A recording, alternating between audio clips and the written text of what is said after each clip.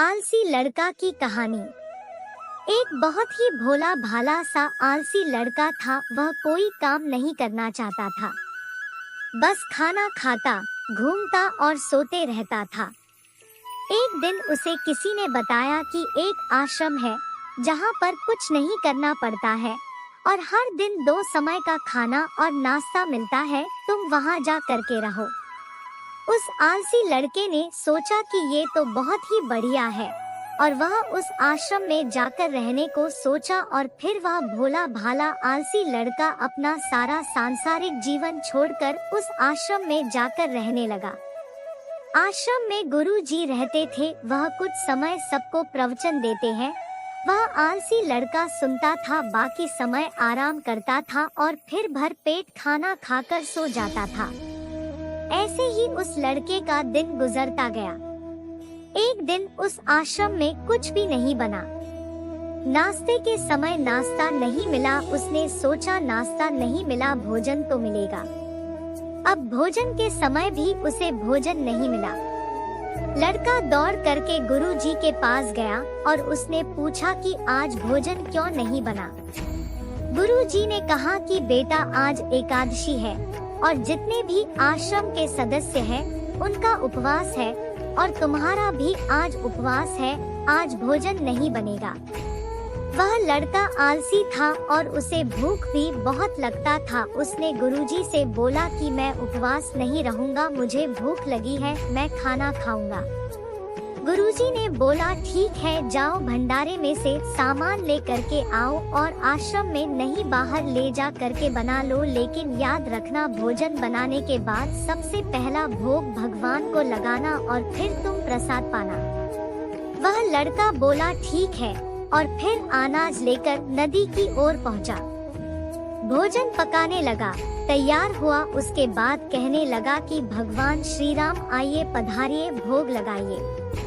अब जब उसे लगा कि भगवान तो आ नहीं रहे हैं, तो फिर कहने लगा कि मुझे मालूम है आपको तो अच्छा खाने की आदत है, मैं बना नहीं पाया और मुझे अच्छा भोजन बनाने भी नहीं आता, लेकिन जो भी रूखा सूखा बना है आकर खा लीजिए। भगवान श्री राम उसकी सरलता पर बहुत ही प्रसन्न हुए और उस लड़के को दर्शन दे दिए। उसने देखा कि भगवान श्री राम आए हुए हैं और उनके साथ में माता सीता भी आई हुई है, लेकिन लड़के ने सिर्फ 2 लोगों के लिए ही भोजन बनाया था, एक अपने लिए और दूसरा भगवान के लिए। और अब क्योंकि भगवान के साथ माता सीता भी आई हुई थी, तो उसने उस भोजन को माता सीता और भगवान के सामने ग्रहण करने के लिए रख दिया। भगवान श्री राम और माता सीता ने भोजन किया और उसके बाद जब वह जाने लगे तो यह भोला सा आलसी सा लड़का बोला कि प्रभु आप आए, दर्शन दिए, बहुत अच्छा लगा। मुझे खाने को कुछ नहीं मिला, लेकिन कोई बात नहीं, लेकिन आपसे एक विनती है कि अगली बार जब आप आएंगे तो कितने लोग आएंगे ये बता दीजिए, ताकि मैं उतने लोगों के लिए भोजन बनाकर रखा रहूं। भगवान श्री राम मन ही मन मुस्कुराए और फिर अंतर ध्यान हो गए। लड़का आश्रम गया, दिन बीतता गया और फिर एकादशी का दिन आया और इस बार उसने 3-4 लोगों के लिए अनाज ले करके खाना बनाने के लिए नदी के किनारे पहुंचा और उसने बड़े प्रसन्नता से भोजन बनाया और इंतजार करने लगा कि प्रभु आइए और भोग लगाइए। इस बार लड़का देखता है कि भगवान श्री राम पूरा राम दरबार लेकर के आए हैं, जैसे माता सीता, लक्ष्मण, भरत, हनुमान जी और सभी लोग आए हैं। लड़के ने 3 से 4 लोगों का भोजन बनाया था और इस बार भी भोजन कम पड़ गया। लड़के ने निराश होकर भोजन को प्रभु के आगे रख दिया। उन्होंने भोजन किया और फिर चले गए और इस बार भी लड़का फिर से भूख रह गया। अब लड़का फिर आश्रम गया, दिन बीतता गया और फिर एकादशी का दिन आया और इस बार गुरु जी से कहने लगा कि गुरु जी मुझे इस बार थोड़ा ज्यादा आना चाहिए। गुरु जी सोचने लगे कि यह इतना सारा अनाज का करता क्या है, कहीं इसे बेचता तो नहीं है। फिर उन्होंने कहा कि ठीक है, भूख से परेशान रहता है। लड़के ने कहा कि नहीं गुरुजी, मैं भूख से परेशान नहीं रहता हूँ, प्रभु के साथ बहुत लोग आते हैं उनको भी तो भोजन करना पड़ता है। गुरुजी को लगा कि लड़का पागल हो गया है, लेकिन गुरुजी ने सोचा कि चलो एक बार चलकर देखते ही कि लड़का इस अनाज का करता क्या है। वह भोला सा लड़का अनाज लेकर के नदी के किनारे पहुंचा और इस बार भोजन बनाया नहीं। उसने सोचा कि प्रभु हर बार ज्यादा लोगों को ले करके आते हैं, इस बार वह जितने भी आएंगे खुद बना करके भोग लगा लेंगे और फिर प्रेम से प्रभु को बुलाने लगा।